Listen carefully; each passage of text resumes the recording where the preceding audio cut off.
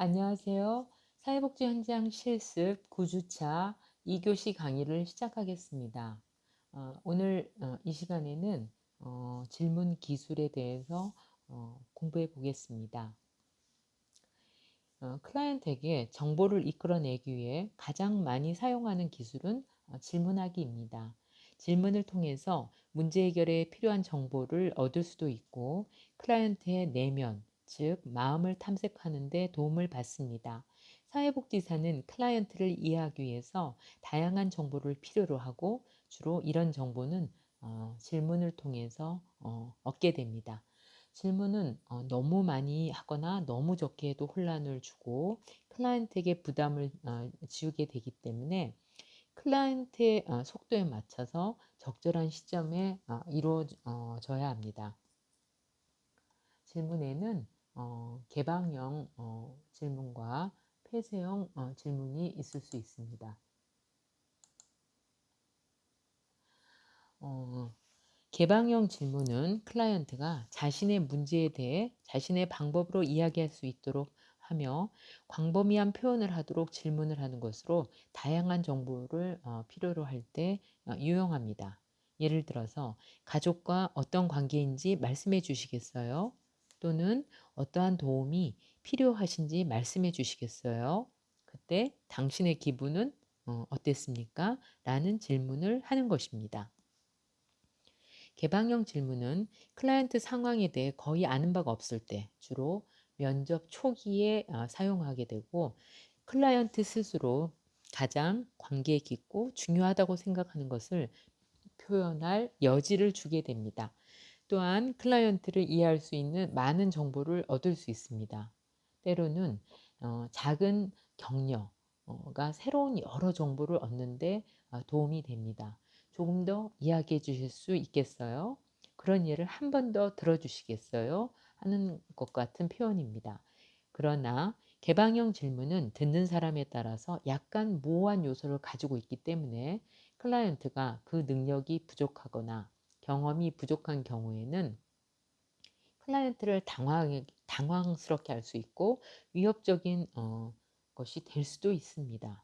그럴 경우에는 클라이언트의 생각을 돕기 위해서 약간의 구성과 방향, 안내를 제공하는 것이 좋겠습니다.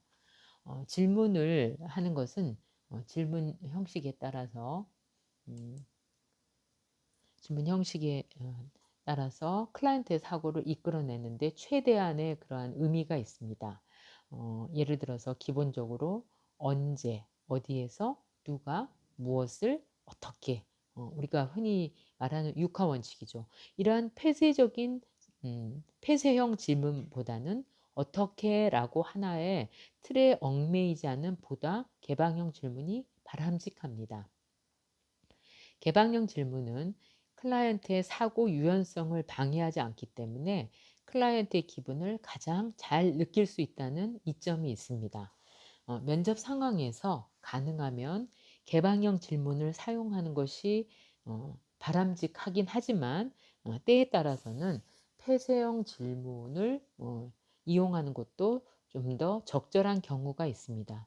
폐쇄형 질문은 클라이언트의 대답의 폭을 제한시키며 구체적인 정보가 필요하거나 보다 확실히 이해하기 위한 질문을 하는 것으로서 클라이언트가 혼란되어 자신의 문제를 조리 있게 설명할 수 없어서 대화 초점이 흐려진 경우에 초점이 필요한 경우에 유용하게 됩니다. 그러나 폐쇄형 질문은 점심은 드셨습니까? 당신은 부모님과 화해하기를 원하나요? 라는 질문을 하는 것으로 되게 짧은 대답, 예, 아니요 라는 대답으로 이루어지게 됩니다.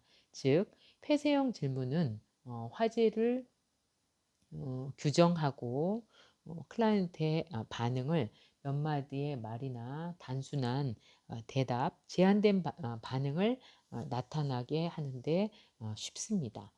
폐쇄형 질문과 개방형 질문을 비교해 볼 때 개방형 질문은 클라이언트가 무엇을 어떻게 이야기할 것인지에 대해서 선택할 수 있는 기회를 제공하기 때문에 클라이언트의 자기 결정을 존중하고 증진시킬 수 있는 하나의 방법이라고 볼 수 있습니다.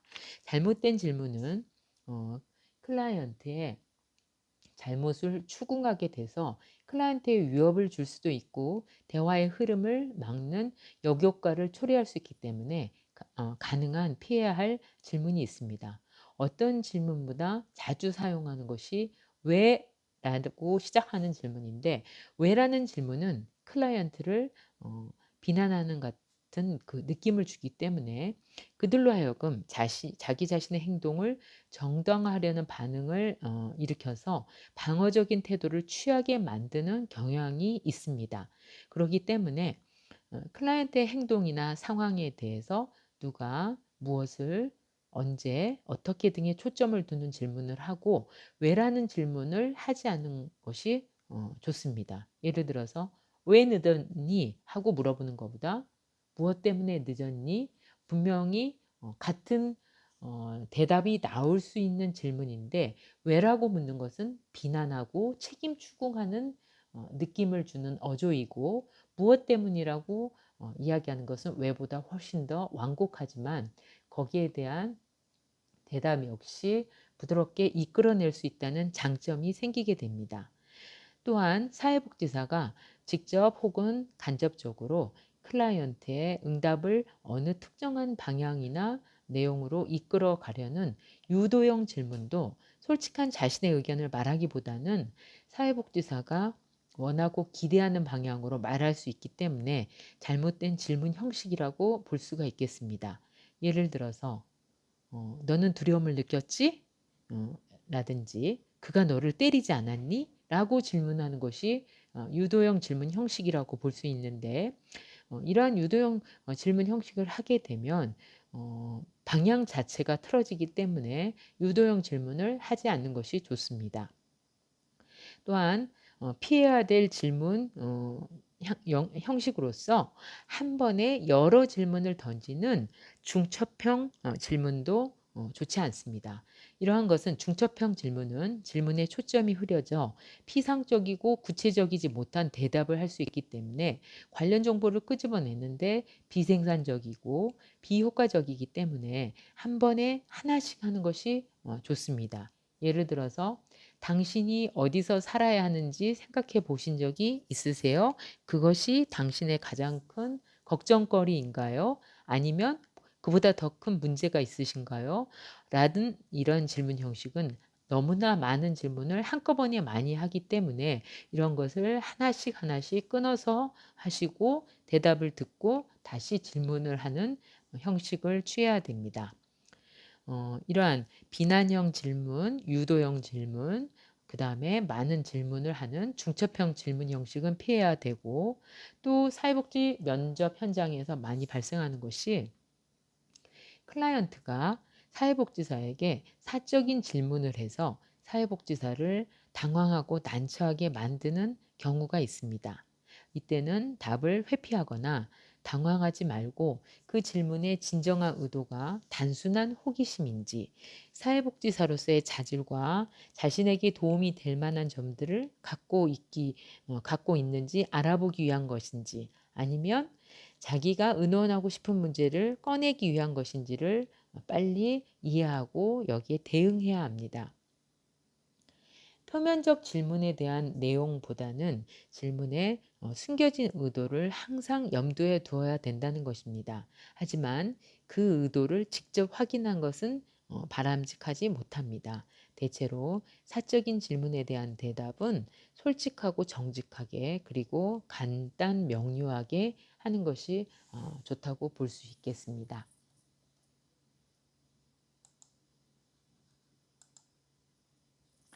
어, 면접 기술로서 요약과 해석 기술이 있습니다.